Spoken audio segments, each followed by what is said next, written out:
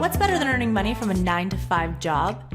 It's earning money while you sleep, which is made possible if you start investing. You're listening to the Real Estate Investing Demystified with your very own dynamic duo, Ava Benesocky and August Biniaz. Tune in as we discuss everything real estate, both on the passive and active sides.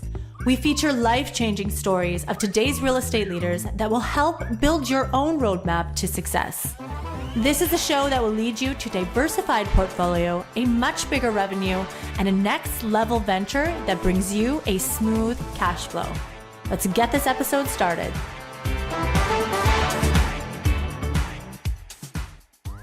All right, welcome back, everybody. It feels good to be back, doesn't it, August? It must feel good because before I finished saying 3, 2, 1, and you jumped in already. So that was great. Really excited. You're ready. And we're at a what do you call this? This is like a mobile location. Our show here. So we're amidst a move. So we don't have our studio set up, but that's where we're at. Exciting times. Just make it happen. Smack in the middle of summer. The real estate market is choppy. Multifamily is still going somewhat strong. There's, a huge reduction in sales volume, but yeah. But CPI Capital, I mean, we've been touring, we've been scouting our next deal, we've been placing offers, we made best and final on some offers. Yes. Stay tuned for that. Connecting with brokers, like the one we have. So excited to get into that as well. But and we're back, guys. Just so you know, we didn't go anywhere. A lot of viewers have been asking, "Hey, where have you guys been?" We've been traveling around conferences. Life has been busy, but we'll never end our show. Our show, it might stop for a week or two here and there. Yeah. But we're back. Touching on that is like if whatever industry you're in, if you want to be successful, one of the ways to do it is by immersing yourself in that industry. And we feel like by having a podcast, having our YouTube show, it allows us to immerse ourselves in this industry, connect with professional stakeholders and learn from them and add value to others. So, and it's great. I think it's a therapy session for us to get on here. Amen. I hear you. We really missed it. That's right. Awesome. So yeah, I just want to just quickly about our guest today, Beau Beery. We were trying to CPA Capital. We're trying to break into the Florida market, and I knew about Beau through LinkedIn and in the space that we were in. But his name kept coming up. Hey, if you want to go into Florida, that's the man you want to speak to. So I booked a call with him and our director of acquisitions, Paul Hopkins, and in that 45-minute long call, I learned so much from this man. But another part about him is that a lot of videos he makes online are funny and quirky, but he is serious as it comes. Very straight shooter, all about stats, about numbers. So you got these two sides of this funny person you see online, but when you want to do business, he's strictly very business. And I really enjoyed that because, in commercial real estate, you're talking about, raising capital, investors' capital. You're talking about big multi-million-dollar deals, and you want to talk to someone very professional and straightforward, and I really really knows his stuff. So really enjoyed that. And I believe he really likes cars. Yeah, we'll get into all of that. We'll get into all of that. Careful. Learning more about that. All right, so let's go. Right. Let's do this. Let me quickly introduce our guests, guys, so that you know who we're talking about. But today we're joined by Beau Beery. Beau Beery has been in the commercial real estate business in Florida since 1999. He earned a bachelor's degree in marketing and a master's of science degree in real estate from the University of Florida.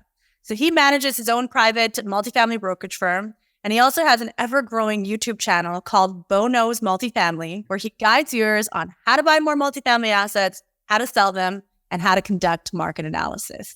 So we believe this interview with Beau will bring great value to everyone in the commercial real estate space looking to do more deals, be it on the brokerage side or on the investing side. And we've never said that before. We've never said this brings value to everyone in the commercial. But in my opinion, it does. All right. Welcome, Beau. Thanks for being here.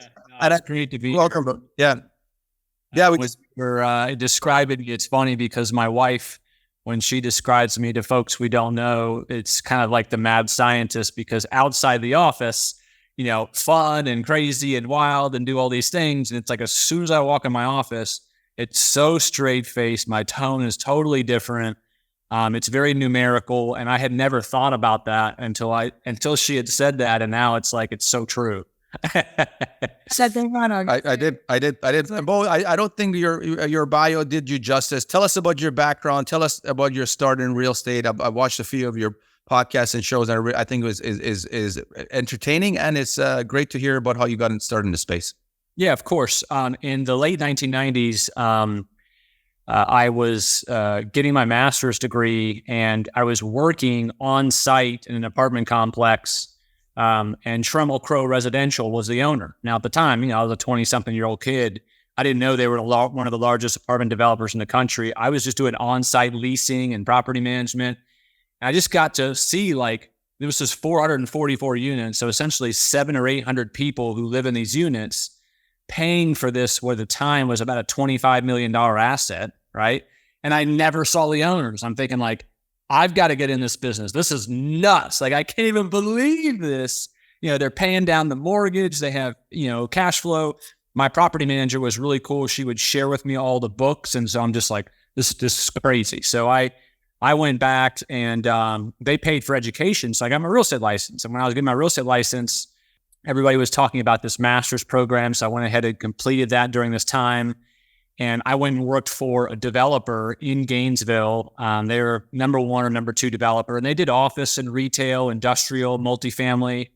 And so I brokered their portfolio, and then about 2 years later, managed the whole portfolio. So I really got an awesome sort of principal side representation mind, right? And I was kind of thinking of the way he bought assets. In my last several years, I did acquisitions for that company. We still own some assets together.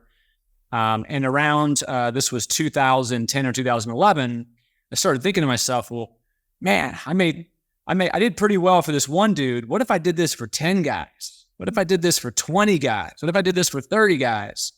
And so an opportunity arose where I acquired a Coldwell Banker and Coldwell Banker commercial franchises.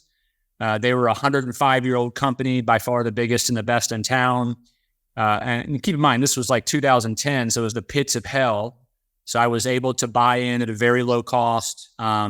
We really turned around the company my first year in sort of, call it standalone brokerage. Obviously, I'd done brokerage for 10 years for him. But my first year in standalone brokerage, and I became the number 1 broker in the region year 1. I did $26 million year 1. And then every year kept it up ever since then. And then in 2020, I sold back my share in those franchises to my partners, and then just started my own boutique firm, Beau Beery Multifamily Advisors. But for the last 12 years, I've just done multifamily. So I do anything over 10 units. My bell curve of closings is between 20 and 150 units, conventional and student housing only, and I cover the northern half of Florida. Tremendous. Just quickly touch on that is this concept of self-sufficient business, right? A lot of times you see businesses, people have to come in, they have to be working alongside, the managers, the owners have to come in working alongside, the employees. But multifamily, the owner could be in a different state. It could be in a different country, different continent. And it's self-sufficient, cash flowing, it's just, it's incredible. So I just want to touch on that quick point that you brought up. But yeah, absolutely, August. Now, Beau, there's this great saying, and it's success leaves clues. When it comes to multifamily transactions, this couldn't be any more true. So on the brokerage side, this concept is pretty simple. The brokers who do the most deals stand out. But in your book, multifamily investors who dominate, which August loves and I love as well, and we'll get more into that. You talked about this concept of elite investors. Could you just this for us, please? Yeah, sure. So, over the last 20 plus years of doing brokerage deals in all asset classes, but primarily multifamily, what I had learned was, there were a lot of investors who just, were a bull in a china shop. They just did things wrong, said things wrong. And that was most of the transactions, right? I was either, a psychologist in a transaction, or I was, trying to corral egos, or, trying to keep two people from killing each other. That's every deal, right? But I noticed during that 20-year career that there were a very small number of investors that I and every broker always went back to over and over and over again. We would flood these same, what we call elite investors, over and over again with the deals because of the way they treated us, because of how they operated in a transaction, how they treated the other parties, how they treated their staff. The fact they didn't retrade, they acted quickly, they got us LOIs immediately, they didn't quabble on contracts with thousands of red lines, and just they just created an aura about themselves that I and others wanted to be around, right? So when I get a call from a seller who's saying, hey, Beau, my partners and I were thinking about selling in the next few weeks, we'd like you to do a BOV, I and just about any broker, we are already thinking about those 8 or 10 or 20 elite investors before we've even got a signed listing agreement. Like, I'm already thinking of some people that as soon as I hang up with the phone and I don't have the listing agreement, I'm calling those few people and saying, hey, so-and-so just called me. Yeah, that's the guy who owns such and such apartments over in Tallahassee. I'm getting ready to do a BOV on it. And so what happens is I can't give that buyer financials and all those things, but he's got a several week head start before I bring anything to market to begin talking to his property manager about what rents could be in the future. He's going to start talking to his contractor about what renovations might cost. Okay. He's going to start talking to his attorney and getting prep on that. He's talking to his leasing agents. And so that's why when a deal comes to market, that's why there's 11 offers in like 8 days, right? And it's from powerful, powerful buyers because we've given them a tip off. And oftentimes that never even makes it to market. Sometimes you just, in some instances, depending on what the seller wants, you do a deal right there. Amazing. There's a very few number of these folks. There's just, it's shocking the number of things you see and hear. And as you think about like, why did someone act in that manner or do that? And you think it's crazy, but at the time, the non-elite folks, they're not thinking long-term about their deal flow. And the little things you do to say something wrong or do something wrong in a transaction, all the parties watch that, right? Like the broker remembers what you did during that deal. He's not going to want to bring you a deal over the next 20 years. The attorney on both the representation side and the sales side saw the way you acted, and he's friends with 20 other attorneys, investors, right? The property managers that are involved, they manage for 17 other assets and owners, and they're going to have conversations about so it just, the whole world sort of evolves around how you act and participate in a transaction, and it carries with you. And reputation is everything in this business. It's everything. 100%. Reputation, and it's a game of milliseconds, in margin of error, and the competitive advantage in a multifamily commercial real estate space is so it's so thin to be able to kind of win. And I make a kind of analogy with boxing, right? Boxing is a sport that it's a game of milliseconds. So if you don't turn your face, or if you don't bob or weave when you're supposed to, you could get hurt and get knocked out. And the same thing with multifamily is, you need to have that slight competitive advantage. Getting your hands on a deal 2 weeks before anybody else gets it, you can do so many due diligence. You're ahead of the pack. So having those connections with brokers are so tremendously important. Yeah, it's everything, definitely. Now, Beau, touching on the brokerage side of things, why do some brokers have such significant market share, and what sets them apart? Yeah, I mean, I think it's kind of the same concept of what I wrote the book for on investors, right? There's, you can be, unfortunately, in the brokerage world, the typical kind of say junior agent that comes into the field and works his way up. Many brokerages, especially a lot of the nationals, they're big, they're powerful, they don't have the greatest training programs, right? And a lot of these guys are thrown into the wolves with no training programs, or they start under a heavy hitter team, but those two heavy hitters that lead the brokerage team, they don't have time to handle all the juniors. And so the same practices get taught over and over again, right? And what's happened more times than not is most brokers are taught, you make 300 phone calls in a week and you say, hey, my name is Beau Beery, I'm with so-and-so, the market's hot, your asset is amazing, do you want to sell, right? And so that just develops bad reputations. The best brokers that I compete against, that I look up to, that I respect the most, their mantra is more of a long-term approach, which is adding value as much as possible without constantly asking about listings, And if you've added enough value in an investor's personal and or business life over enough time, they call you, right? So my whole game is I've never been able to convince someone to sell an asset. I've never been able to call August and say, August, for these reasons, the market, the interest rates, the insurance, the pathway of development happening away from your asset, the fact that you've reached full value add on your asset, now is the time you should really start considering selling. And they're like, you know what, Beau, August was like, oh, yeah, never thought about selling, but you make a great point. Let me list my $20 million asset with you today. Like, it's never happened in my life, right? What has, listen, if you make enough phone calls, things will eventually happen. But my whole game was I wanted to where every investor called me when it was time to sell. I believe if you add enough value in others' lives, when it's time for them to sell in their minds, they will think of you rather than trying to call at the exact moment they were thinking of selling. And then they were thinking of choosing you instead of the other 15 brokers in that market. Can you give us a couple examples on how to add value to somebody's life? Yeah. So what I do is I have every investor in my database, and they're all sort of ranked depending on the probability of being able to transact with me or together.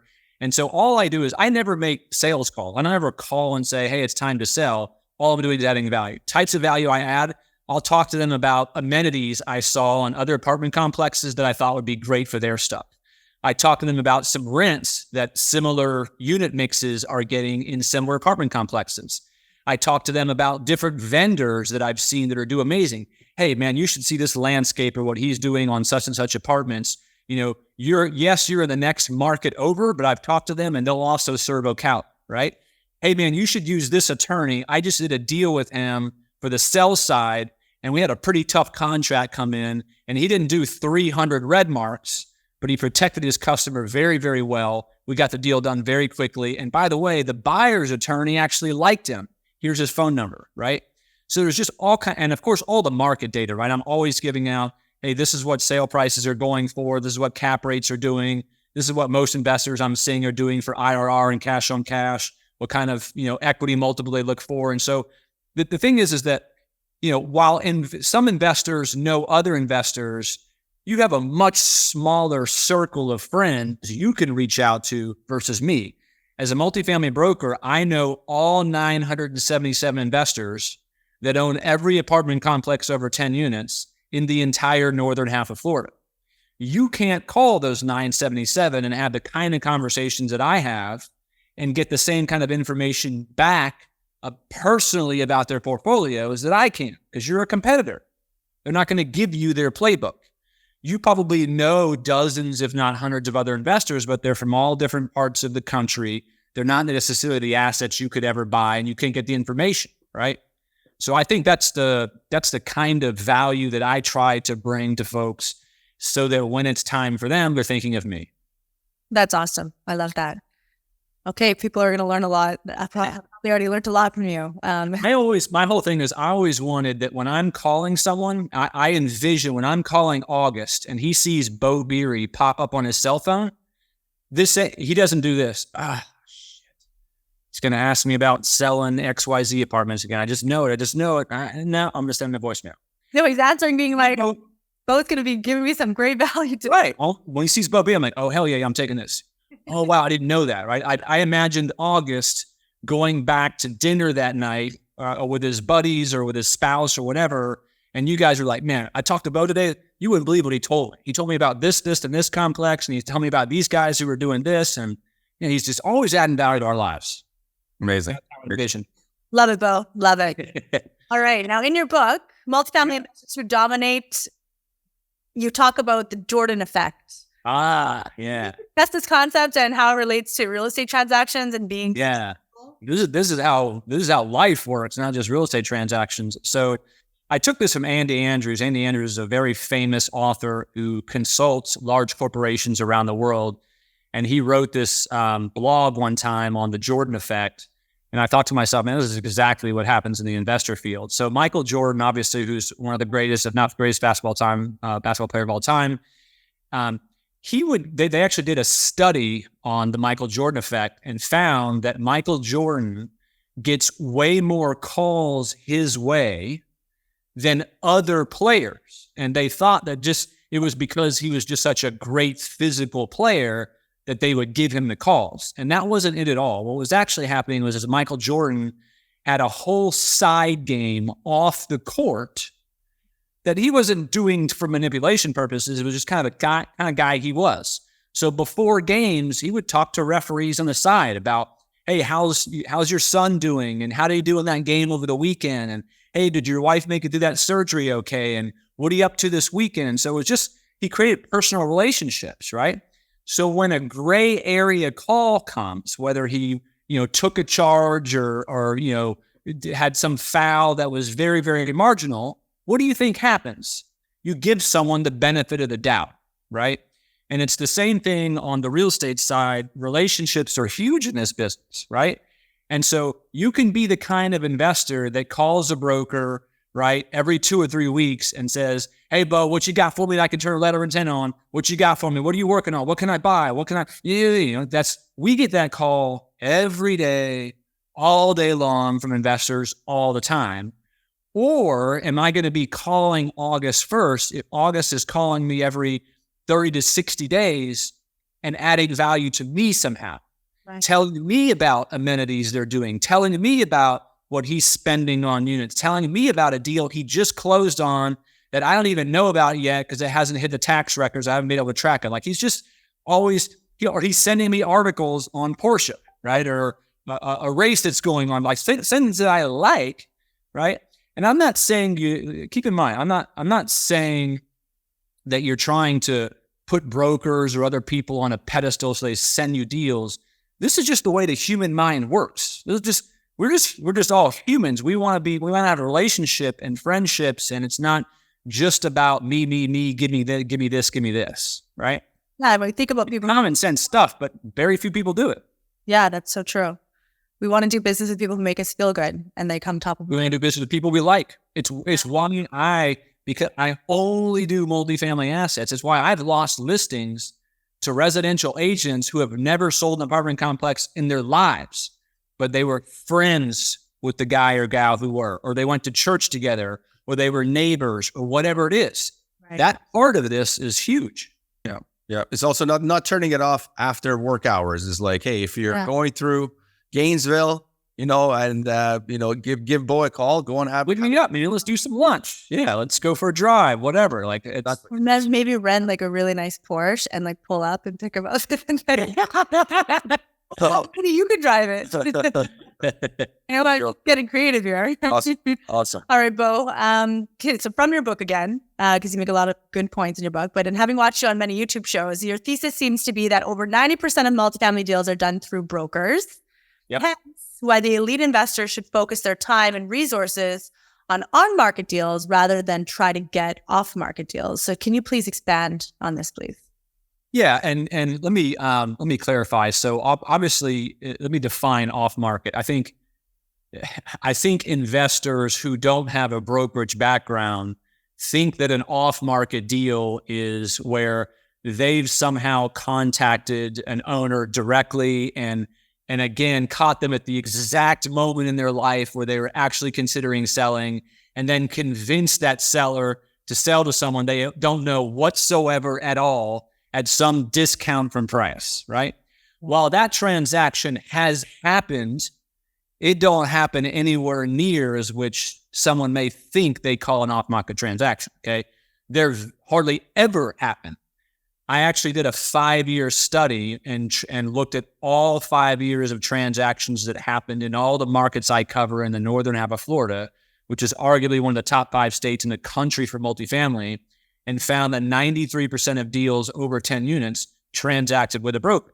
It's not because the brokers are amazing at selling. It's because if you think about it, when you own a $5 million asset, why would you entertain an offer from some random phone call that came to you from someone you've never qualified and don't know anything about, and then sold to them for some discount? Okay, investors would say, well, because they don't want to go through all the process and pay a commission and blah, blah. When you hire me, I've got you 17 offers in 3 weeks. Okay.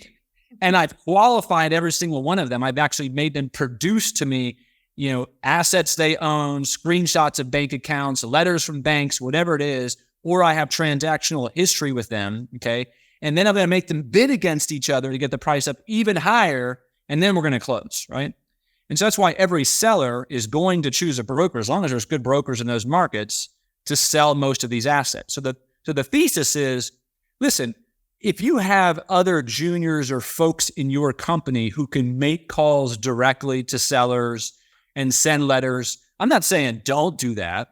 Do that as well. But you as the principal, the people whose money is worth way more per hour, your focus should be creating the relationships for those who control the inventory, right? If all your focus was hitting the 54 brokers who control the northern half of Florida, and you do it in a cadence that's operated by a CRM on a regular basis every 1 or 2 months, and you do that year after year for 20 years, you can see the power of the kind of relationship you can develop over a 20-year period with all 54 brokers. Now, when you do that consistently, how many deals do you think are going to be brought to you by folks who think of you first because you are adding value in their lives, right? Versus if you spent all those same hours trying to convince some random guy who owns these assets that you're the guy you should sell to and not speak to anyone else, makes no sense to me. And by the way, the people in your company who you do choose to dedicate to maybe call those sellers or do the mailings or whatever, they better be as good as me or they're ruining your reputation. Right. They are being coached on the way to speak to an investor in a manner in which does it make you look like every other broker or guy saying, hey, the market's amazing, we could pay you top dollar for your complex, right? Because if that person's not doing things in the perfect manner that I myself or my competition has been training for 20 years to do, you can ruin your reputation with that apartment complex owner and never have a chance at that apartment complex ever again. Or you could call a Beau Beery who has been developing a relationship with August, that owner, for the last 15 years. I know his wife, kids, where he went to school. We've had 2 lunches together. I've been at his house. I've driven car, whatever it is. And I can give you the inside track on how to get ABC apartments over in Daytona Beach.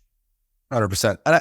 It's a whole different mentality. And I don't mean to point fingers or throw rocks here, but I think this whole idea of this concept of calling, sellers and buying a $20 million apartment community for $15 million is something that's being sold and marketed by gurus, real estate gurus, family gurus. Some of them are great and people have had immense success. We've thought about, joining, getting a real estate coach or what have you at times to expand our network and platform.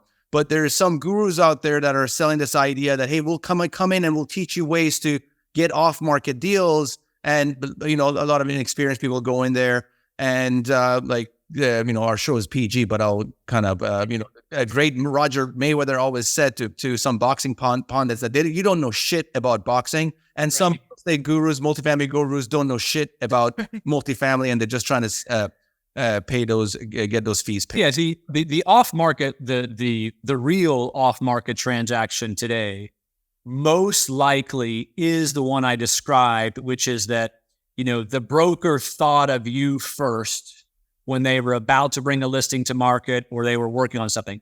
Another true off-market listing could have been, and I've done a few of these, where, one of you were driving through Ocala and you saw an apartment complex that you just loved. I mean, it just had the amenities and it was just kind of the avatar of type of deal you want to do. And you called up Beau because you knew Beau was an expert in Ocala. And you said, hey, Beau, listen, wife and I were on vacation together and we were going through Ocala. We were in the equestrian town. We drove by, ABC apartments. Man, what a beautiful place. Do you know who owns that, Beau? And I look at my computer. Oh, yeah, of course I know who owns that. John Smith owns that. What do you want to know? Well, tell me about it. Is he a seller? And I look it up, and as a matter of fact, I talked to him 6 months ago, and he said that his loan was coming up in mid-2024. It may be too early, but let me reach out to him, right? And I reach out to Bob Smith, and Bob Smith says, hey, money talks, Beau. Have August and give me an offer, right? And I've done deals that way. That's the more true sort of off-market offer, which is primarily still controlled by a broker. Yeah. And oftentimes, that broker ain't just talking to August. He's talking to 4 or 5 or 10 other guys on the side.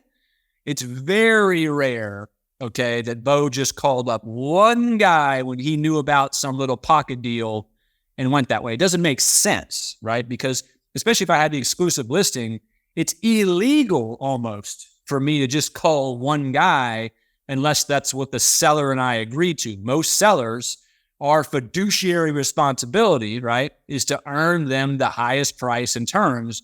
You can't do that relying on one person to bring that gain, right? Unless that seller says, hey, Beau, I don't want my staff to know about it. I don't want any of my tenants to know about it. Like, I'm going to give you a chance to just call 5 people because I'm scared to death. I don't want anybody finding out. You call only your 5 top people, which is extremely rare I ever get that directive. Then you can get it. But no one's ever said, Beau, you got one chance. Yeah. Boy, you better not call one, but more than one person. I've never had that. Yeah. Now, just to break this down a bit more. So, on the data that you have, on the stats that you have, so like 7% of deals are done off market. But what you're saying, just to break this down, is you're saying even within that 7%, it wasn't some rookie real estate investor who called the seller. It was a broker was somehow involved, and it got jotted down as off market or not sold through a broker, but broker was still involved in some way. Yes, I would say that's the majority of the 7%. Another couple percent would be between titans. So a REIT bought these properties knowing they were going to sell to another REIT or another national. So, or there's parties who have done deals together before and they transact, and like, this guy only buys stabilized assets. This guy is the king of buy, renovate, and sell to the stabilized guy, right?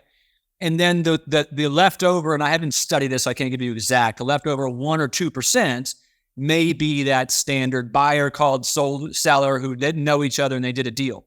I find that to be more that it's more likely the case the smaller the asset, okay? Especially once you start getting into like 15 units, 10 units, quads, duplexes, eightplexes. Sure, way more prevalent when a buyer calls a seller and does a deal, because those owners don't know how good is what they have.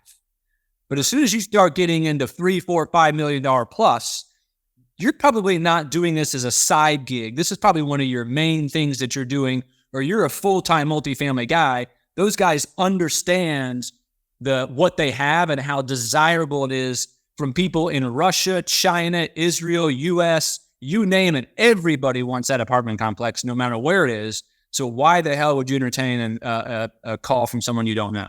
Yeah, that multifamily mentee who's been part of a multifamily group now for a year trying to find off-market deals. Just watching this just came to a realization that it was all a mirage. But let's keep going. All right. It can be done. Like I said, work both sides. It's just the off-market part of this where you're trying to reach sellers directly. That person in your company who's doing that better be damn good. 100%. And I'm being facetious, but yeah. Giggles here and there. All right, Beau, I had heard you speak on about this topic before, and your answer was spot on. The strategies in your book to close on more deals and get on brokers' lists are more relevant to experienced investors. So I'm looking forward to hearing what you have to say, but what is your advice to new syndicators with 1 or 0 deals? Like, do they even have a chance? It's really tough. So if you have no experience and you haven't done any transactions, whatever, you have to think. Let me back up a little bit. So let's say I've got a new listing out there, and I've already gotten 8 or 10 offers. You're a new syndicator. You turn in an offer. Any broker who's worth a grain of salt that doesn't know you is going to want to have background, right? And the way we present offers, each broker does it differently, but it's roughly where, for me, I have like a spreadsheet, right? So if you can imagine an Excel spreadsheet that has 8 or 10 columns, It's the name of the buyer, the price of unit, due diligence period, closing period, whether it's conditioned on financing, and then I'll have a little note section, right? So if you can imagine, as I'm presenting this Excel spreadsheet to a seller, and I've got all the different offers and terms, and then I go over each of who the buyers are with the seller, right? I'm going to, this guy has 2,000 units. This guy owns 3 assets in the market. This guy owns 10,000 units. This guy's a little bit newer, but I've done 2 deals with him. He's good. This guy right here, I never heard of him before. They don't own any assets. They just started their entity on Sunbiz in February this year, right? This is their first deal. You can see how you ain't got a chance in hell. The only chance you have is if you pay so much more than everybody else that it makes sense to take the chance on that newbie, because if that newbie messes up, it really hurts my ability as the broker to go back to the other offers and say, hey, this deal fell apart. Let's put together a deal. Because what's those other buyers going to be like? They're going to be like, oh, well, what happened? I think I've got a little bit of upper hand now. Even though they don't, right? Because the seller still calls the shots. Now I've lost that ability. I've lost that momentum, right? So for newbies, whether you're a syndicator or a mom and pop or a wealthy, business owner who's getting into multifamily, the only shot, I would say the best shot you have is hooking up with a mentor who has equity, who has debt relationships, who has done deals. Because then when you're submitting an offer, you're saying, hey, me and so-and-so and so-and-so, we together own X number of units in these locations. This is our experience. Here's my letters of recommendation from the last 3 lenders. Here's letters of recommendations from the last 3 brokers I've worked with. Whole different game, right? And as the broker and the seller, we don't care if one of the 3 partners hasn't done shit. As long as together as an entity that you're buying and submitting an offer on, you have the capability to close. Because every seller, keep in mind, every seller is a buyer, right? It's the same person. It's the same mentality. So when you own these assets, yes, you want the right price and terms, but they're not doing a deal without the right price and terms. So then it comes down to, I need to close. Who's the best person to close? Not only does who has the financial capability to close, but who has the greatest reason for closing, right? So like, if you own 5,000 units, I'll give you, for example, if you own 5,000 units in a different state and nothing in Florida per se, but one guy owns 1,500 units in Florida and 600 of those units are in that specific market, that carries more weight, because as a seller, you're thinking to yourself, and a broker, you're thinking to yourself, okay, well, this guy's already got a management platform set up. He'll be able to save on management fees, efficiencies, others. This guy has a greater need and want to close on this asset, right? 1031 people are high up there as well, right? So there's sort of a kind of a pyramid or an echelon of who you choose first. Fair enough. That makes a whole lot of sense. Yeah, just switching the conversation here a bit. I was in real estate for well over a decade before I heard this phrase syndication, or this concept of real estate private equity, or the idea of, for the equity to come from a group of investors. I always felt that I was limited to the amount of equity I had access to, or my close knit of partners or friends. When this idea of syndication kind of came across my desk, I literally changed my life. But I'd love to hear from you, Beau. When was the first time you heard about syndication? And I'm talking about particularly larger syndication rather than joint JV when a few partners got together. Yeah. Honestly, it is that whole industry has exploded, right? And it's exploded because of the money in creating these training programs, right? So you think about all of the programs we know about online that are membership based, that train you how to create syndications, how to buy assets, how to find off-market deals, right? That in itself has become such a great business and has spun off many syndications. I first learned about it probably around 2012, 2013 is when I started noticing that the majority of transactions were becoming syndications, right? And when I talk to mom and pops who are not syndicators, these are just private wealthy folks, I told them, I said, the reason it's becoming more and more difficult for them to compete is because syndications, depending on how they're set up, many of them have fees when they buy the deal, right? Like they get paid sort of finder's fee. Some syndications pay themselves for finding and negotiating the debt. Some syndicators pay themselves for orchestrating the remodeling and the construction.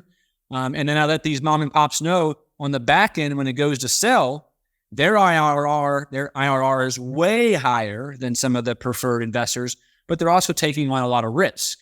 And so that's what I believe syndications will continue to prosper even more and more because the platform is ingenious, right? And they're gobbling up market share more and more from these long-term, and I keep using the word mom and pop. Mom and pop could mean a very, very wealthy private individual who just does his own thing, right? And there are still many of those that exist that are just absolute powerhouses individually. But the syndication platform is a very powerful platform. Right on. Tremendous. All right. So again, switching the conversation a bit more here. Going back to the syndication.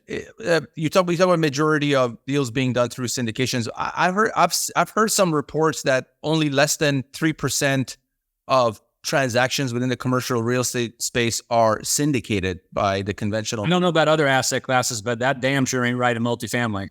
Almost every deal I do has been syndicated, particularly over 50 units. Really? Yeah. Wow. And keep in mind, syndications are not just Harry and Tom got together and pulled a few friends together. While that's certainly a lot of them, there are companies who pull in other companies for their equity and pay them preferred returns, right? So there's a lot of those. I mean, even some of the big, huge companies that buy a lot of assets, they may be syndicating with other entities that have dry powder sitting around, and they might as well invest it because they haven't found their own deals to buy yet. So, hey, I'll give it to this other syndicator who's proven and wonderful. Let me give you some equity. Go ahead and pay me 6, 7, 8% preferred return. Yeah. So you're saying is above and beyond just say retail syndication kind of where it's individuals putting 50K, 100K each to fund the equity. All right. Fair enough. Let's switch the conversation to Florida. We're in the process of moving to Florida, and everybody seems to be moving to Florida. Talk to us about the market in Florida, and is that what you're seeing? Are you seeing people keep moving to that state? And I mean, the next question about this topic is going to be the real estate cycle we're going to be in. Whenever there is a gold rush into any region, you have developers who then come and start building, and then you have the issue with hyper supply, which is one of the phases of a real estate cycle. Could Florida, certain areas in Florida, for example, Orlando has got, 16 to 20,000 new units coming over the next little while or what have you. Jacksonville's got a lot of units, 7,000. Up even more, yeah. So talk to us about Florida kind of on the macro and micro side, and then talk to us about the cycles of real estate. Where is it at currently in your opinion? So I would say, there's kind of two sides to this. There's the people who are moving here to live here, who are not investors. They just like Florida over many of the states that they're coming from. There's no state sales tax. It's warm and wonderful comparatively to the Californias and New York's traffic. It's not terrible. Miami and West Palm to me is terrible, but probably doesn't compare to some of the other states where people are moving from, right? There's tremendous opportunity. There's, I would say, the more southern you go, the values are still very, very high. I wouldn't call them New York and California high, where you're spending $400,000 a unit on a quadruplex, right? But they're still very, very high. They just offer much better. There's the rent restrictions is the big deal, right? I mean, that's been the biggest flock. So I track on my website, and I'll pull it up. I'll track what states the owners are of all of the Florida real estate. Wow. So right now, of all the Florida real estate, at least in my markets, 62% are owned by companies based in Florida, right? 62%. Almost 7% is from New York. That's up almost 2 points in the last 5 years, which is a lot when you think about how many That's basically New York gobbling up Florida real estate from Florida owners. California is just over 6%. That's up almost a point. Georgia is 3.33%. Texas is 2.2%. All of those have been creeping up ever so slightly.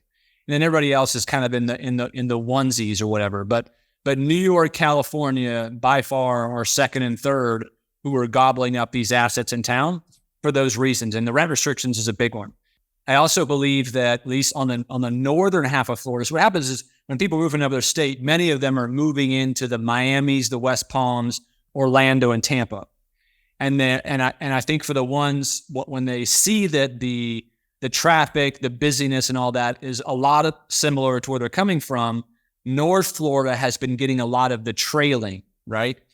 So in places like Tallahassee, Gainesville, Daytona, if you live in those communities, everyone's always like, where the hell are all these people coming from? What is it that's here that's amazing?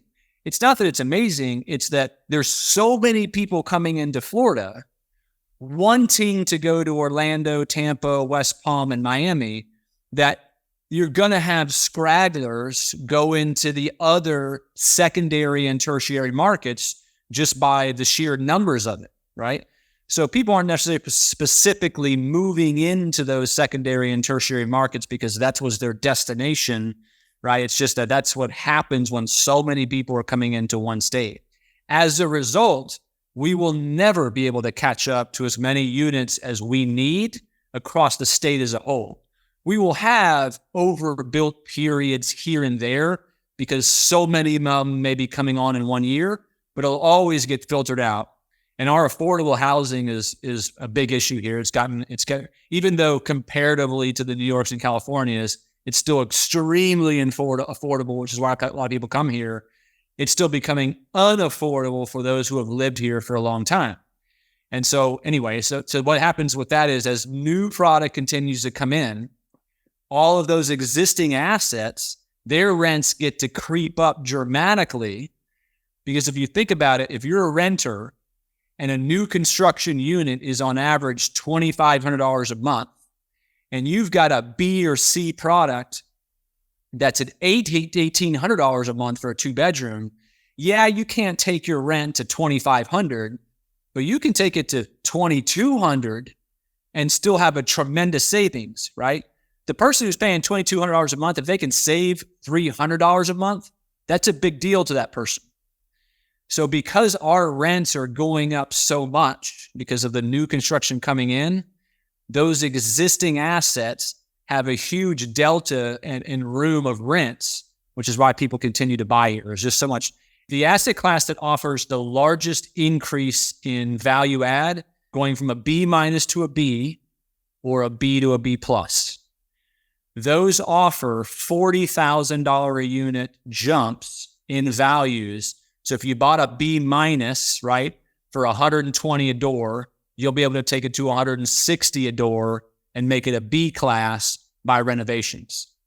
To go from a C minus to a C to a C plus, or a C plus to a B minus, on average, it's about $25,000 a unit. Still good, right? But those other ones are huge jumps. Unfortunately, those B class assets are nowhere near as many as the C class. C class is about 55% of deals done. Mm-hmm. Okay. A big one. A class is around 10 or 12%. The rest are B. Okay. Those Arizona investors should have listened to Beau Beery before investing billions and billions on C minus to a C plus. Joking aside, okay, amazing. We're wrapping it up. We could keep you on here all day long, man, but we got to wrap it up. And quick question before we get to the next phase of our show is, do you provide mentorship or a coaching program for brokers? I've heard you somewhere at some point mentioning that. Yeah. No, thanks. I didn't realize I even told you that. So yeah, over the years, I've gotten calls from multifamily brokers from around the country on a regular basis that would ask me, hey, Beau, how'd you do this on social media? Or how do you work your CRM? What do you say on your phone calls? And I knew in those calls, I couldn't solve all their problems. I would give them a 5 or 10 minute Band-Aid, but I knew that there's 1,000 steps beyond what I just told them that they would need to carry out in order to do that. And it was just frustrating for me because I want to be able to help them. And if I can help other brokers across the country, it ups the game for everybody. They can deliver better customer service. We can do more deals holistically. And so that was important to me. So finally, my coach, Blaine Strickland, owns a platform called One More Deal, which is an online platform, commercial real estate brokers. And we figured out a system where now I can train up to 20 brokers at one time on a call. We found 20 to be where I can still teach a concept and we have plenty of time for Q&A.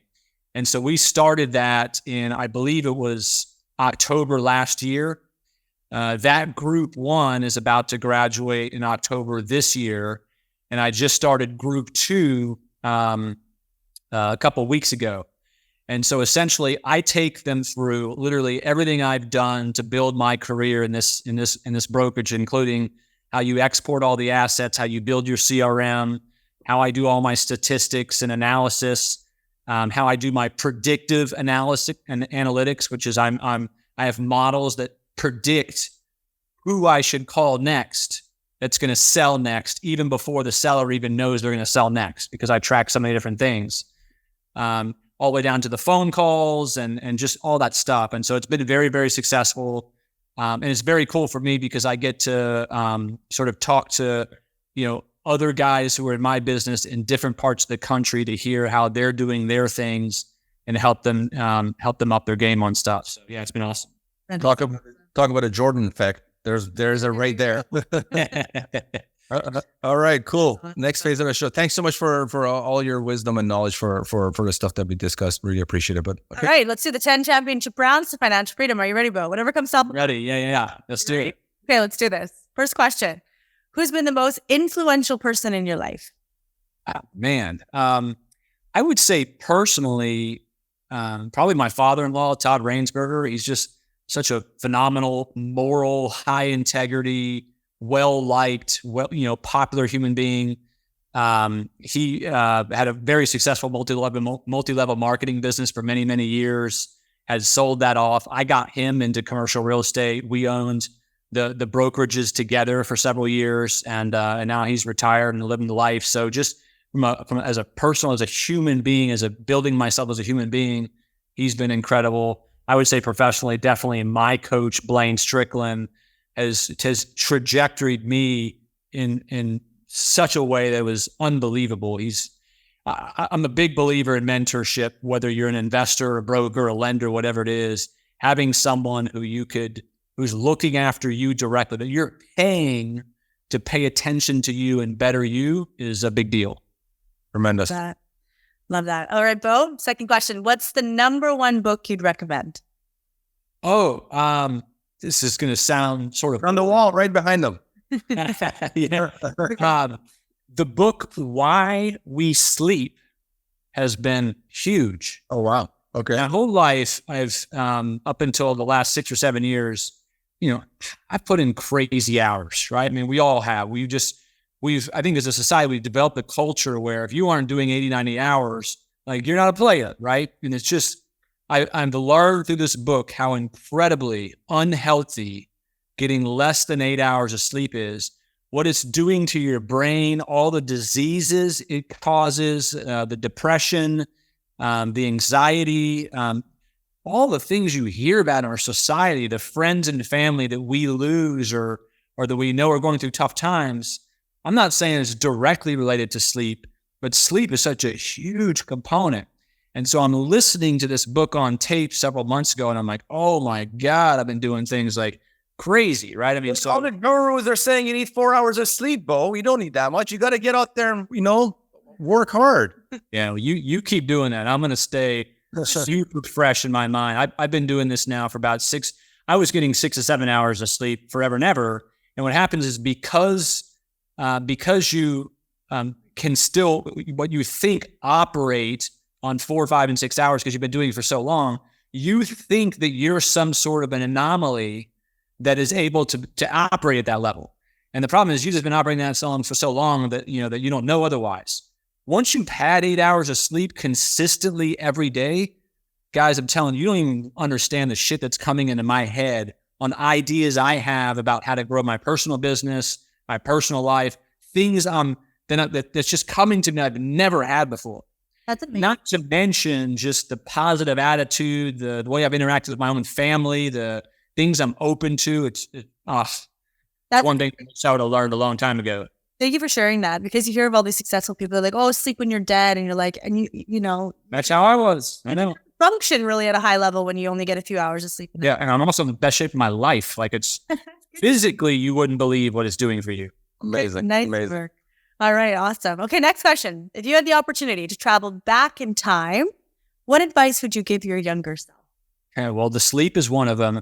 I would say it's super important who you're spending your time with. I think as a broker, not just personally, like what your mom tells you you are, who you hang out with, right? That's an important thing. But professionally, who you link up with has a huge impact on your future income. I'll give you examples. I can remember customers who I used to do lots of deals with that were a bull in a china shop. They were people who just argued all the time, who badmouthed properties during walkthroughs.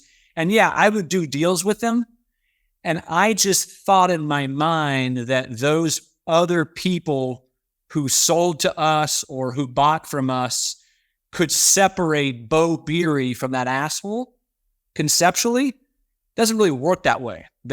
When you hang out with someone and you're doing more and more things with someone who doesn't up your own personal brand, whether you're like that person or not, the other people begin to envision you as that person.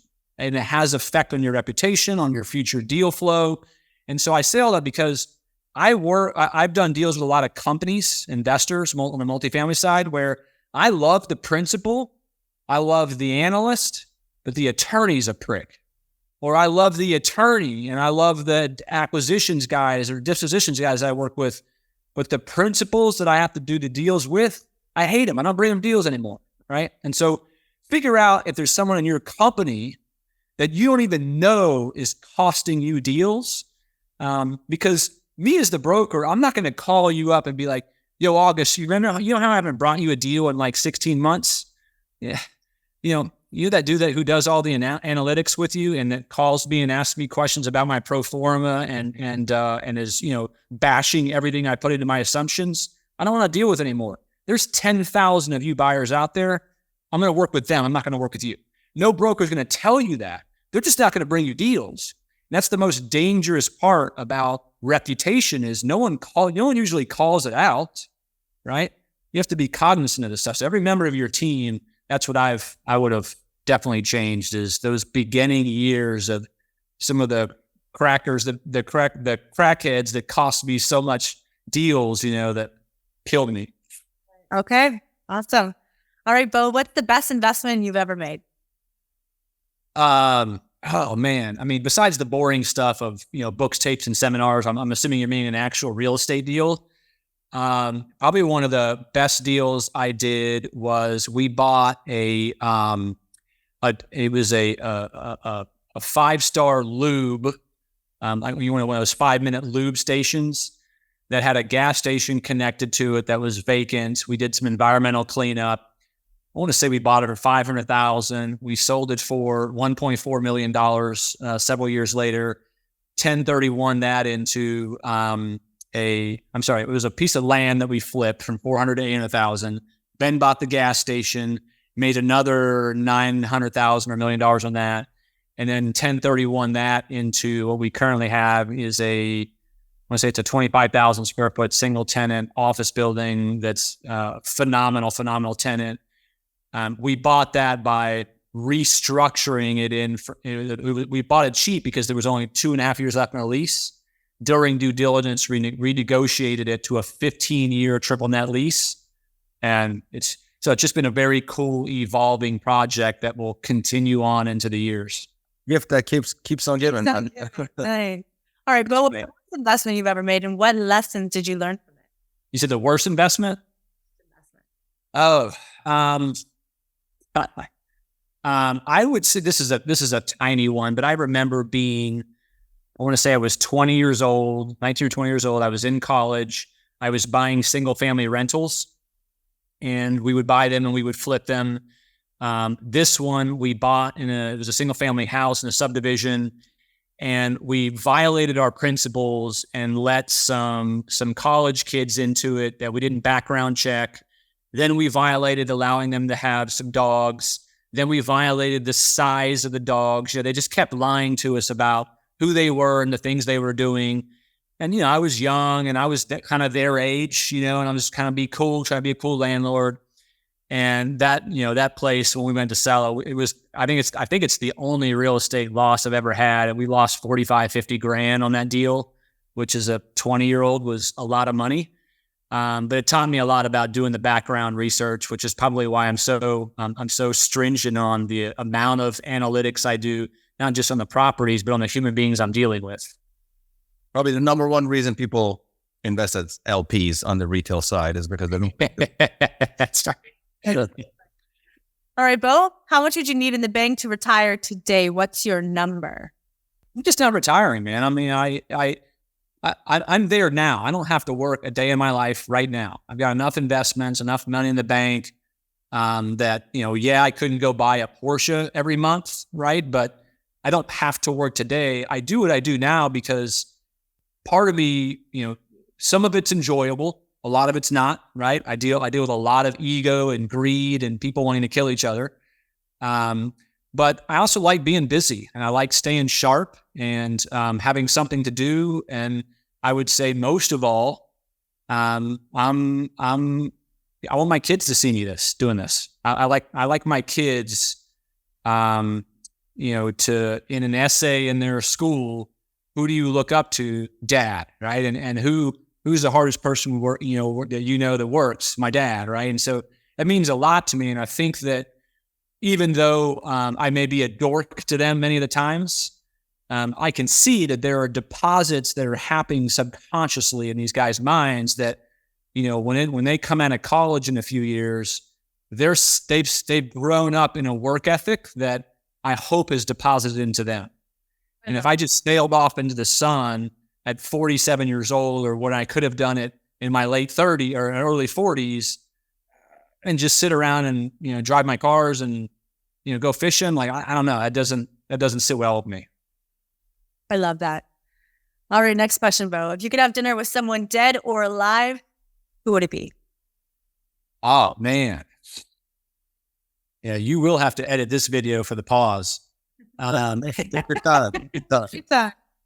Yeah, dead or alive. I would probably love to have a day with Ferdinand Porsche, right? The guy, the creator of the Porsche, the 356, the 911, the creator of the Porsche company.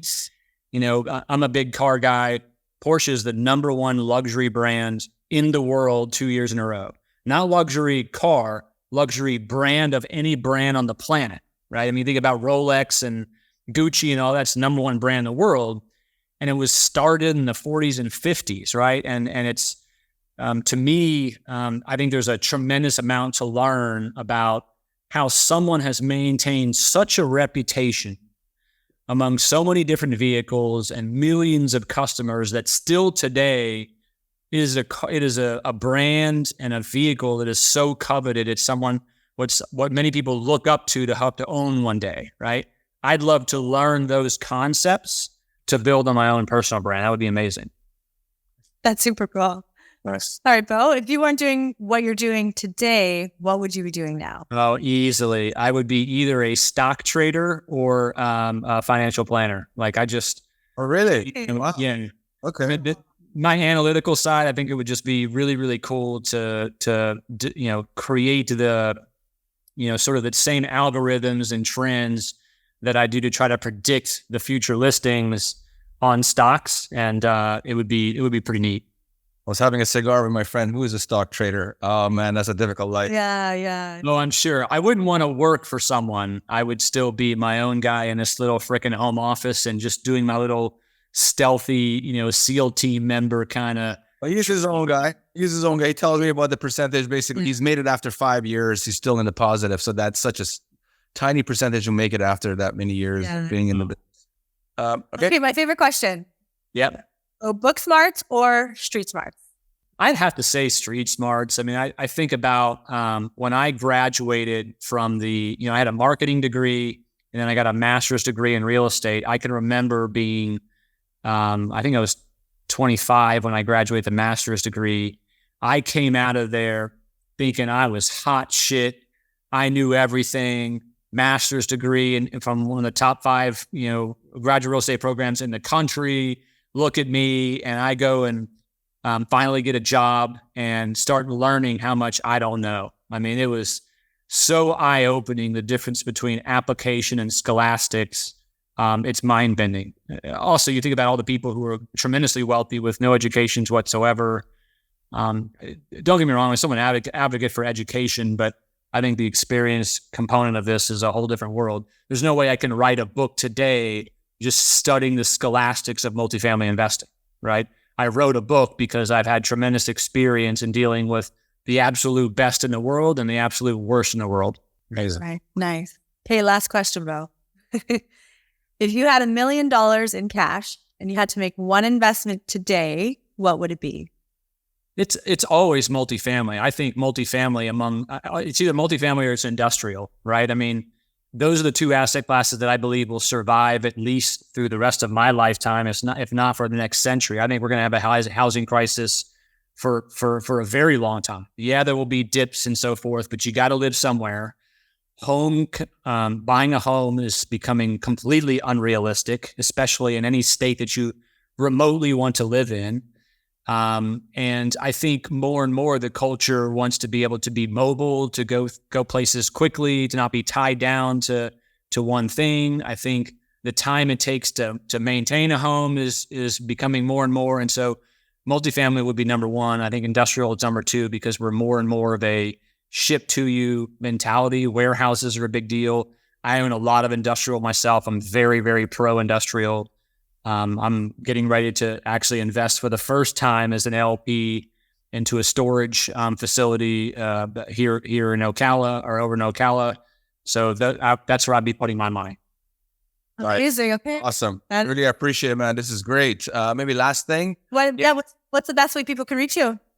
Yeah, so there's 3 ways. Number 1, my website is beaubeery.com, BeauBeery. And on that website, obviously you'll see my contact information, but whether you invest in Florida or not, the reason you want to go to my website is I want you to see the kind of analytics and stats I have on even the first page. And then when you click on resources at the top and you click on the markets I cover, I want you to see the kind of stats I have in those markets, whether you invest in them or not. If you could master the kind of numbers and things that I have on my website for your market, you'll be able to react to opportunities way faster when brokers bring you deals. The second way is my YouTube channel, The Beau Knows Multifamily. I've got stuff on there for advanced level investors, beginning investors. I've got analytics on there. Sometimes for fun, I'll put new listings on there before I tell anybody about it. And then the third way is my book, The Multifamily Investors Who Dominate. Certainly, you should absolutely get that book. If for no other reason, I promise you your competition is buying it. That book, I hope to become, it's an evergreen book. 20 years from now, the principles of that book is what's going to earn you the most number of deals. And it's truly an inside look that unless you were a broker of 20 years, you don't know these principles. And it's fun. It's a fun book. I got to add that. So, really great. Well, hey, man, thank you so much. Really appreciate you, man. Added a lot of value. Thank you. Appreciate the opportunity. Thank you for joining us for this episode. We hope this conversation enlightened you on how to win big in this highly profitable and risk-averse space. Get on your feet and embrace this world that offers so many opportunities just waiting for you out there. Continue your journey to becoming a savvy real estate expert by subscribing to the show at cpicapital.ca. Don't forget to leave a positive rating and share with your friends. See you on the next one.